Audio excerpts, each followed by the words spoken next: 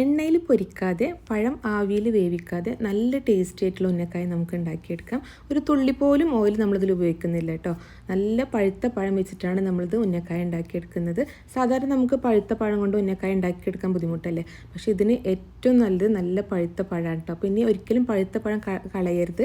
ഇത് വെച്ചിട്ട് നമുക്ക് നല്ല ടേസ്റ്റി ആയിട്ട് ഉന്നക്കായ ഉണ്ടാക്കിയെടുക്കാം. അപ്പോൾ നമുക്കിത് എങ്ങനെ ഉണ്ടാക്കിയെടുക്കുന്നതെന്ന് നോക്കിയാലോ. ഇതുപോലെ നല്ല പഴുത്ത പഴം വെച്ചിട്ടാണ് കേട്ടോ നമ്മൾ ഉന്നക്കായ ഉണ്ടാക്കിയെടുക്കുന്നത്. സാധാരണ നമ്മൾ അധികം പഴുക്കാത്ത പഴം വെച്ചല്ലേ ഉന്നക്കായ ഉണ്ടാക്കിയെടുക്കില്ല, നമ്മൾ ആവിയിൽ വേവിച്ചെടുക്കുമ്പോൾ. ഇത് നമ്മൾ ആവിയിൽ വേവിച്ചെടുത്തിട്ടല്ല കേട്ടോ ഉന്നക്കായ ഉണ്ടാക്കിയെടുക്കുന്നത്. ഈ ഒരു പഴം തൊലി കളഞ്ഞിട്ട് ചെറിയ പീസായിട്ട് കട്ട് ചെയ്തെടുത്തിട്ടുണ്ട്. ഇനി നമുക്കിതൊന്ന് അരച്ചെടുക്കണം. നമ്മളത് അരച്ചെടുത്തിട്ടാണ് കേട്ടോ ഉന്നക്കായ ഉണ്ടാക്കിയെടുക്കുന്നത്. മിക്സിയുടെ ചെറിയ ജാറാട്ടോ ഞാൻ എടുത്തിട്ടുള്ളത്. അപ്പോൾ ഇതിലേക്ക് പഴം ഇട്ട് കൊടുക്കുകയാണ്. അപ്പോൾ 2 പ്രാവശ്യമായിട്ടോ ഞാനിത് അരച്ചെടുക്കുന്നത്. വെള്ളമൊന്നും ചേർക്കാതെ നല്ല പേസ്റ്റ് ആക്കിയിട്ട് തന്നെ അരച്ചെടുക്കുക കേട്ടോ. അപ്പോൾ ഞാനിത് അരച്ചെടുത്തിട്ടുണ്ട്. ഇതൊരു ബൗളിലേക്ക് മാറ്റുകയാണ്. ബാക്കിയുള്ള പഴം കൂടെ ഇതുപോലെ തന്നെ അരച്ചെടുക്കുകയാണ് കേട്ടോ. അപ്പോൾ വെള്ളമൊന്നും ചേർക്കാതെ വേണ്ടിട്ട് നമ്മളിത് അരച്ചെടുക്കാൻ. അപ്പോൾ ഇത് അരച്ചെടുത്തിട്ടുള്ള ഈ ഒരു പഴത്തിൻ്റെ മിക്സ് നമുക്കൊന്ന് മാറ്റി വെക്കാം. ഇനി നമുക്കിതിലേക്ക് വേണ്ട ഫില്ലിങ്ങും കൂടെ ഒന്ന് റെഡിയാക്കി എടുക്കാം. പാൻ ചൂടാൻ വെച്ചിട്ടുണ്ട്. ഇനി ഇതിലേക്ക് നമുക്ക് 1 ടേബിൾ സ്പൂൺ നെയ്യ് ഒഴിച്ചു കൊടുക്കാം. നെയ്യൊന്ന് ചൂടായിട്ട് വരുമ്പോൾ ഇതിലേക്ക് ഒരു 2 ടേബിൾ സ്പൂൺ കാഷ്യൂനട്ട് ചെറുതാക്കി മുറിച്ചെടുത്തിട്ടുള്ളതാണ്. അതും കൂടെ ഇട്ട് കൊടുത്തിട്ട് നന്നായിട്ടൊന്ന് ഫ്രൈ ആക്കി എടുക്കാം കേട്ടോ. അതിന് ശേഷം ഇതിലേക്ക് 2 ടേബിൾ സ്പൂൺ മുന്തിരിയും കൂടെ ചേർത്ത് കൊടുത്തിട്ട് ജസ്റ്റ് ഒന്ന് മിക്സ് ചെയ്തിട്ടുണ്ട്.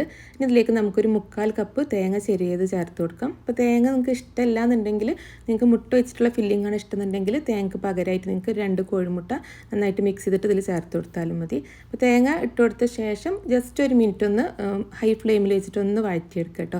അതിന് ശേഷം ഇതിലേക്ക് ഞാൻ ഏലക്കാപ്പൊടി ചേർത്ത് കൊടുക്കുകയാണ്. ഒരു 1/4 ടീസ്പൂൺ ഏലക്കാപ്പൊടി ആട്ടോ ചേർത്ത് കൊടുക്കുന്നത്. പിന്നെ അതിലേക്ക് മധുരത്തിന് വേണ്ടിയിട്ടുള്ള പഞ്ചസാര ചേർത്ത് കൊടുക്കാം. ഞാനിവിടെ 1.5 ടേബിൾ സ്പൂൺ പഞ്ചസാര ആയിട്ട് എടുത്തിട്ടുള്ളത്. ഈ മുന്തിരിൻ്റെ മധുരമൊക്കെ വരുമ്പോൾ അത്യാവശ്യം മധുരം ഉണ്ടാവും. അപ്പോൾ പഞ്ചസാരക്ക് പകരമായിട്ട് നിങ്ങൾക്ക് വേണമെന്നുണ്ടെങ്കിൽ ശർക്കര പൊടിച്ചത് ചേർത്ത് കൊടുക്കാം, അല്ലെങ്കിൽ തേൻ ചേർത്ത് കൊടുക്കാം കേട്ടോ. കുറച്ച് ഹെൽത്തി ആയിട്ട് കഴിക്കണം എന്നുള്ളവർക്ക് പഞ്ചസാര ഒഴിവാക്കിയിട്ട് തേനോ ശർക്കര ഏത് വേണമെങ്കിലും ചേർത്ത് കൊടുക്കാം കേട്ടോ. പഞ്ചസാര ചേർത്ത് കൊടുത്തിട്ട് 1 മിനിറ്റും കൂടെ ഹൈ ഫ്ലെയിമിൽ വെച്ചിട്ട് നന്നായിട്ടൊന്ന് മിക്സ് ചെയ്തെടുത്ത ശേഷം നമുക്കിത് മാറ്റിയേക്കാം കേട്ടോ.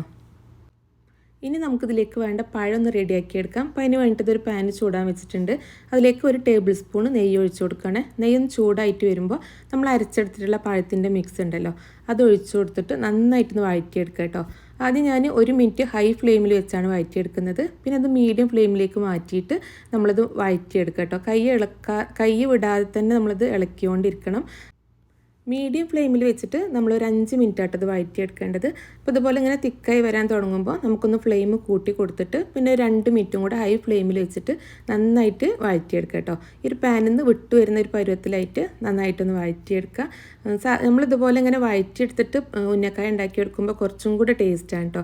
ആ ഒരു നെയ്യിൻ്റെ ടേസ്റ്റും കൂടെ വരുമ്പോൾ ഇങ്ങനെ വഴറ്റിയെടുത്തിട്ട് നല്ല ടേസ്റ്റായിട്ട് ഉന്നക്കായ കഴിക്കാൻ. ഇതുപോലെ പാനിൽ നിന്ന് വിട്ട് വരുന്ന പരുവാവുന്ന വരെ വഴറ്റിയെടുക്കുക കേട്ടോ. മൊത്തത്തിൽ 8 മിനിറ്റ് ആട്ടോ ഞാൻ ഈ ഒരു പഴം എടുത്തിട്ടുള്ളത്. ഇത് നമുക്കൊന്ന് ചൂടാറാൻ വേണ്ടിയിട്ട് ഒരു പാത്രത്തിലേക്ക് മാറ്റി കൊടുക്കാം. ഈ ഒരു പഴത്തിൻ്റെ മിക്സ് നമുക്കൊന്ന് തണുക്കാൻ വേണ്ടിയിട്ട് മാറ്റിയേക്കാം കേട്ടോ. നമുക്ക് കൈ വെച്ചിട്ട് ഉരുട്ടിയെടുക്കാൻ പാകത്തിനുള്ള ചൂടാകുമ്പോൾ നമുക്ക് ഉരുട്ടിയെടുക്കാം. അപ്പോൾ ഞാനിപ്പോൾ ഇതൊരു 10 മിനിറ്റ് ഒന്ന് ചൂടാറാൻ വെച്ചിട്ടുണ്ട് കേട്ടോ. ചെറിയൊരു ചൂടുണ്ട്.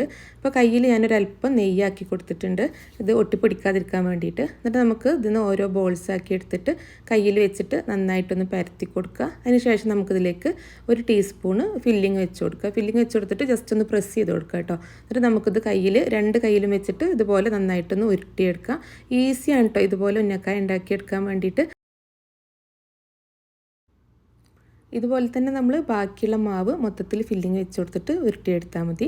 ഉന്നക്കായൻ്റെ ഷേപ്പിലാക്കി എടുത്താൽ മതി കേട്ടോ. നമ്മൾ 2 കയ്യിൽ വെച്ചിട്ട് ആക്കി എടുക്കുകയാണെന്നുണ്ടെങ്കിൽ പെട്ടെന്ന് തന്നെ ഉന്നക്കായൻ്റെ ഷേപ്പിലായി കിട്ടുകയും ചെയ്യും. വേഗത്തിൽ നമുക്കിത് റെഡി ആയി കിട്ടും കേട്ടോ. അങ്ങനെ കയ്യിൽ ഒട്ടിപ്പിടിക്കൊന്നുമില്ല. നമ്മൾ ഓരോ പ്രാവശ്യം ഈ ഒരു മാവ് എടുക്കുന്ന സമയത്തും കയ്യിലൊരല്പം നെയ്യൊന്ന് ജസ്റ്റ് ഒന്ന് തടവി കൊടുത്താൽ മതി.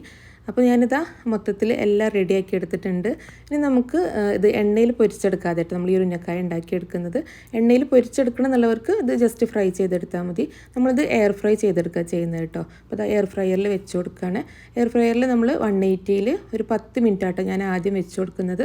പിന്നെ ഞാൻ ഒരു 5 മിനിറ്റും കൂടെ വെച്ച് കൊടുത്തിട്ടുണ്ട്. മൊത്തത്തിൽ 15 മിനിറ്റ് ആട്ടോ ഒരു ഉന്നക്കായ റെഡിയാക്കി എടുക്കാൻ എടുത്തിട്ടുള്ള ടൈം. അപ്പോൾ ഈ ഉന്നക്കായ നമ്മൾ എയർ ഫ്രൈ ചെയ്തെടുക്കുമ്പോൾ അതിൻ്റെ മുകളിൽ ഓയിലോ നെയ്യൊന്നും ആക്കി കൊടുക്കേണ്ട ആവശ്യമില്ല കേട്ടോ. 15 മിനിറ്റ് ആട്ടോ ഈ ഒരു ഉന്നക്കായ ഞാൻ എയർ ഫ്രൈ ചെയ്തെടുത്തിട്ടുള്ളത്. അപ്പോൾ നല്ല ടേസ്റ്റി ആയിട്ടുള്ള ഹെൽത്തി ആയിട്ടുള്ള എണ്ണയിൽ ഫ്രൈ ചെയ്തെടുക്കാതെ നമുക്ക് നല്ല പഴുത്ത പഴം വെച്ചിട്ട് നമുക്ക് ഉന്നക്കായ ഉണ്ടാക്കിയെടുക്കാം. അപ്പോൾ ഇനി പഴുത്ത പഴം വെച്ചിട്ട് ഉന്നക്കായ എല്ലാവരും ഒന്ന് ട്രൈ ചെയ്ത് നോക്കാം കേട്ടോ. നിങ്ങളിത് ഉണ്ടാക്കി നോക്കിയിട്ട് ഇതിൻ്റെ ഫീഡ്ബാക്ക് അറിയിക്കാൻ മറക്കരുത്. അപ്പോൾ ഇൻഷാ അല്ലാഹ് അടുത്ത നല്ല റെസിപ്പി ആയിട്ട് കാണാം. താങ്ക്